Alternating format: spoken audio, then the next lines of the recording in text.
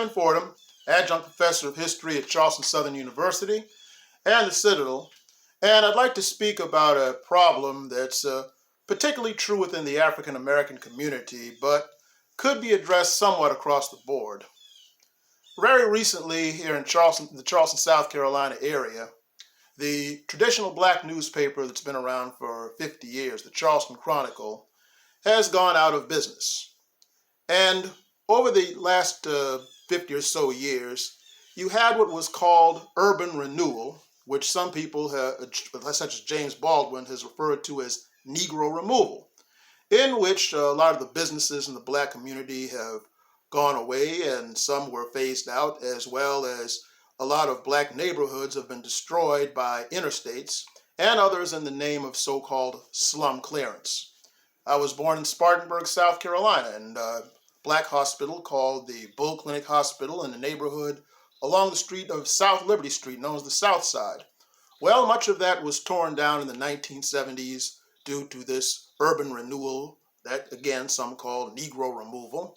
And if you talk to a lot of people in many communities such as that, or Hastings Streets in Detroit, or around the Dreamland area in Little Rock, Arkansas, and other such places like that, you will hear people mourn about what these streets used to have and how so much better things were back then before they destroyed the communities and so forth. And I understand that, but we have to be careful about something. You know, when we talk about these things in the presence of our young children, we have to consider our approach. If they constantly hear us moan and complain about how these things used to be and how these things were taken away from us and all of that, with no solution in sight, well, what hope do we have of a future where things can get better?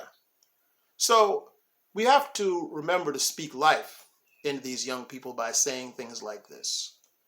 Yes, it's true that we no longer have this newspaper, or these neighborhoods were taken from us, or many of these businesses are no longer here, but guess what? It could be that through you, someday, you can make it so that these businesses will exist again, these neighborhoods could become better communities, and these papers and all these other wonderful things that we used to have in our communities, maybe through you, you can use your talents to see to it that one day these things could exist again.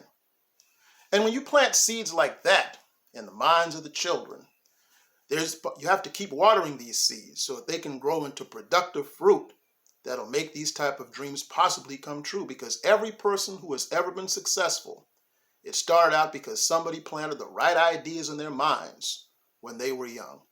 So let's take that approach. Speak life into these young people so that those seeds can germinate into great fruit that'll benefit the entire planet. And with that said, this is Damon Fordham.